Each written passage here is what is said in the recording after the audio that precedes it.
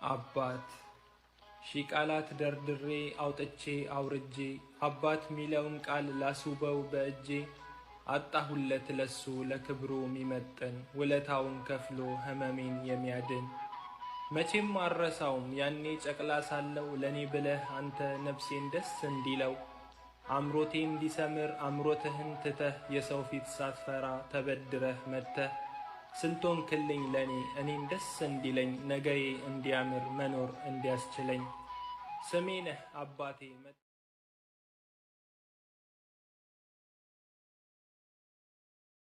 السلام عليكم ورحمة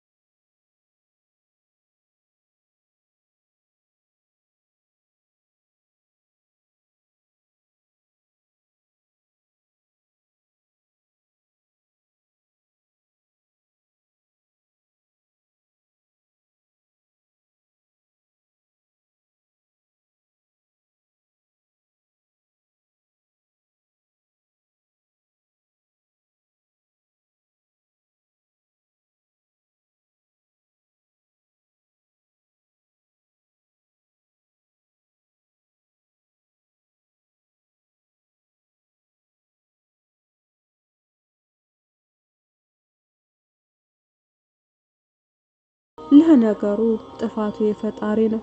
ድምጽ ላለማሰማት እየተንሰቀሰኩ አለቀስኩኝ። ረሃብ በሽ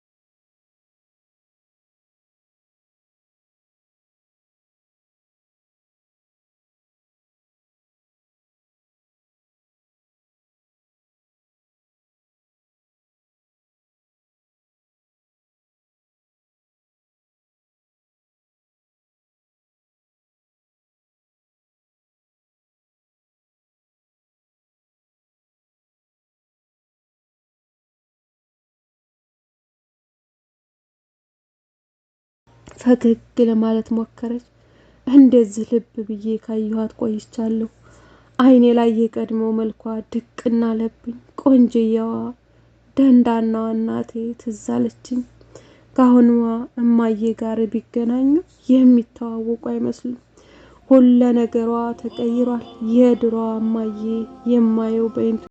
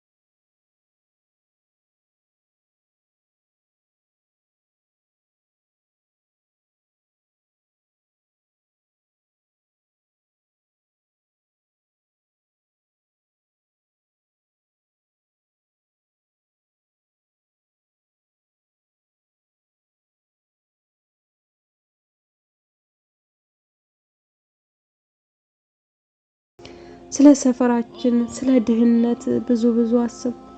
ገሃነም ከዚህ ይከፋል አልመስለኝ አለ። ቅዳሜ ጧት እንድትጋደም ማውራት ጀምሩ።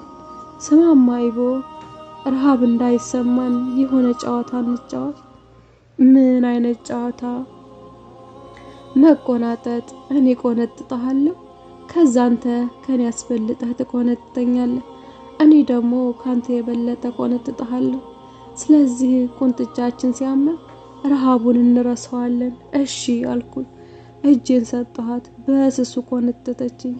እጇን ሰጠችኝ። ከሷ ትንሽ ከፍ አድርጌ በስሱ ቆነጠጥኳት። መቆናጠጡ እየጋለ መጣ።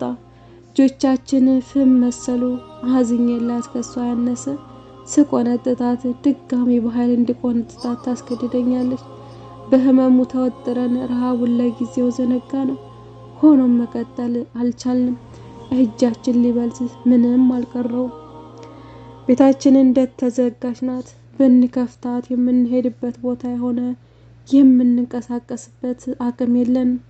ስለ አባዬ ስናወራ ድሮ ስለነበረን ድሎት እንቱዬ የተተረክልኝ ከአመታት በፊት በደጉ ጊዜ እኛ ቤት ስለተደገሰው ድግስ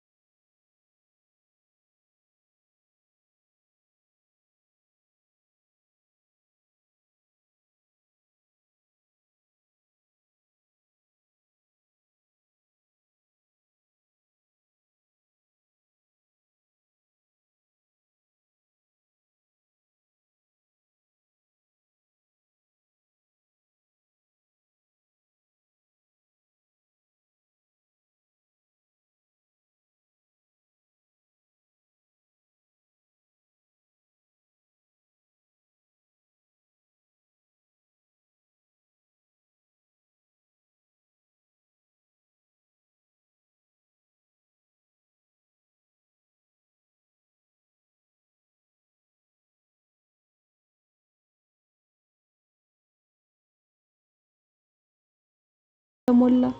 ሁሉም ደረታቸው ላይ በትንሽ የቤተ ክርስቲያን አርማ ያለበት ነጫጭ ቲሸርቶች ለብሰዋል። ሆዳቸው አካባቢ በትልቁና በአንድነት እንችላለን የሚል ጽሑፍ ከላያቸው ላይ ከታች ተጽፎ ከስር ደግሞ ሴቶች ጥቁር ሰማያዊ ቀሚስ፣ ወንዶች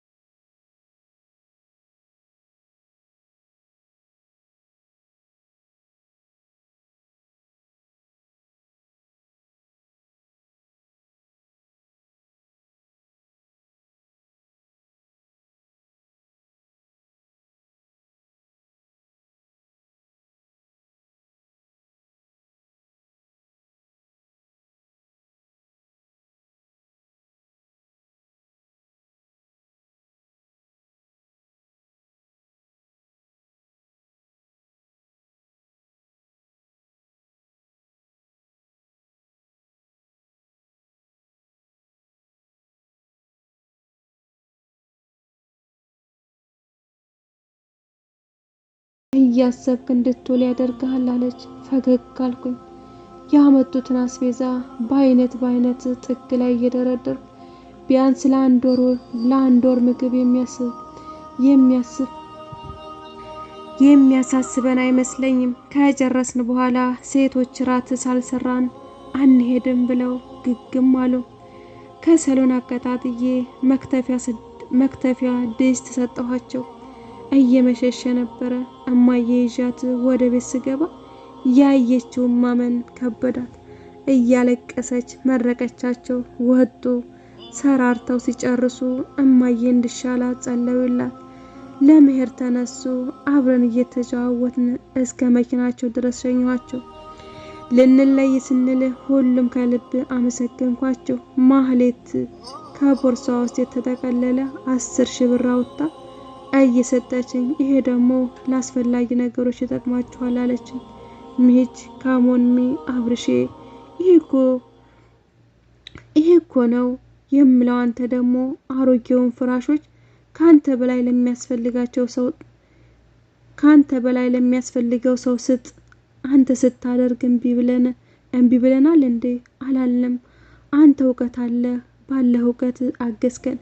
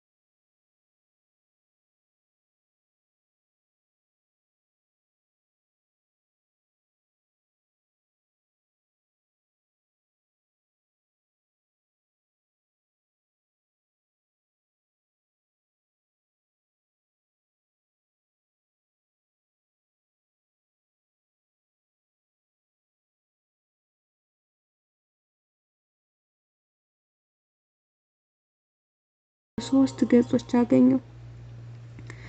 ጥርሴን አልስቅበት መቻርፌ ከንባ ከተቀመው መስሎት ይኸው ጥርስ ያነባ። የጥርስ እንባ እንዴት ነው? የመጀመሪያውን ገጽ ከፍቼ ማንበብ ጀመርኩ። ኢቦዬ ለኔ ከሁሉም በላይ ሽንፈት አንተ ገንዘብ እንደሌለህ ማወቅ ነው። ግን ንገረኝ ካልከኝ ምን አደርጋለሁ? እነግርሃለሁ። የነገርኩህ ግን ከአንድ ሳምንት ሁሉ ስለሚስተካከል ነው። ዳግም ሆዳችን የሚራብ አይመስለኝም። 2 ወዶ አይሆንም አይደለ የሚባለው? ጽሑፉን ቅን የሆነብኝ ባለፈው ገንዘብ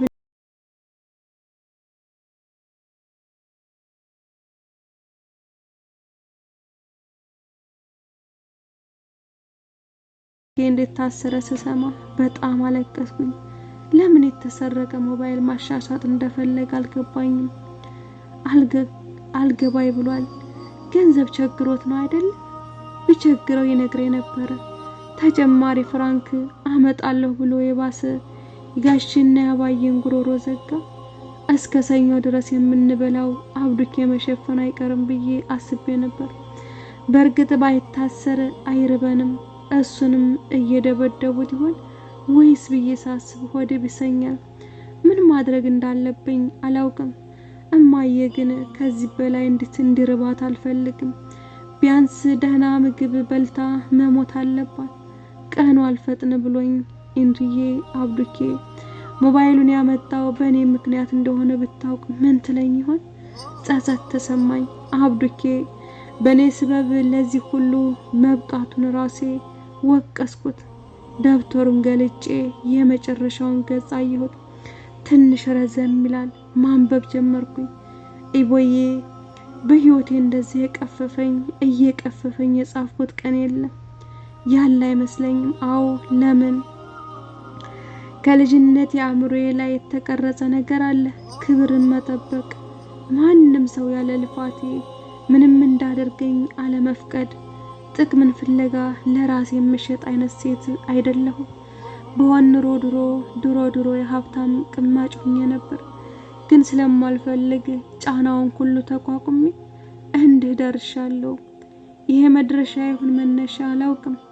ግን የአንዱ ምዕራፍ መደምደሚያ የሌላኛው መጀመሪያ ይመስለኛል። ጥሩ አይደለም አውቃለሁ። ከእንደዚህ እያልኩኝ አመታት በአቅሜ ጸንቻለሁ። አሁን ግን አንተና እማዬ ተርባችሁ፣ ከሁሉም በላይ እማዬ ከዚህ ህመሟ ጋር በረሃብ ስትቆላ መመልከት አልቻልኩም። ለእናቴ ብዬ ክብሬን ብረገጥ ጸጸት ብዙ አይመስለኝም። ኢቦዬ ባለፈው ሳምንት ያለኝ ገንዘብ እያለቀ ሲመጣ ከስራ ተስፋ ስቆርጥ የቀድሞውን አስሬ ደወልኩልህ። ጸባይን እንደማስተካከልና መልሶ እንዲቀጥረኝ ለመንኩት። ግን ለቅሶ የግድ አልሰጠው። ባጭሩ የምፈልገው ታውቂያለሽ፣ እሱን እሺ ካልሽ እንደ ሰራተኛ ሳይሆን እንዳሰር ትኖሪያለሽ አለኝ። ከዚህ በላይ የቀድሞ ኢንትሳር መሆን አልቻልኩም። ተስማማው። ቅዳሜ ይዞኝ ወደ አዳማ እንደሚሄድ አድረን እንድንመለስ ነገረኝ። ቀድሞ ትንሽ ብር እንዲሰጠኝ ይችን ብር ሊሰጠኝ ይችላል እንደው ብዬ ጠየቅኩት። ሳልነካሽማ አላምንሽም፣ በኋላ በሐሳብሽ ብትቀይሪስ አለኝ። ያለሁበትን ሁኔታ ላስረዳው ሞከርኩ። ግን ጸባይሽን አያይዝም የሰጠውሽ በኋላ እምቢ ብትይኝስ አለኝ። ያለኝ አማራጭ ቅዳሜ ከሱ ጋር ሄጄ ድንግልና የማስረከብ ነው።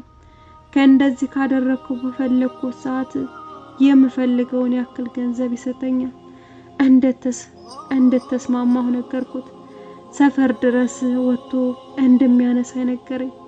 ከዚህ በኋላ ሆዳችን አይራብም፣ በረሃብ እንቅልፍ አተናናድርም።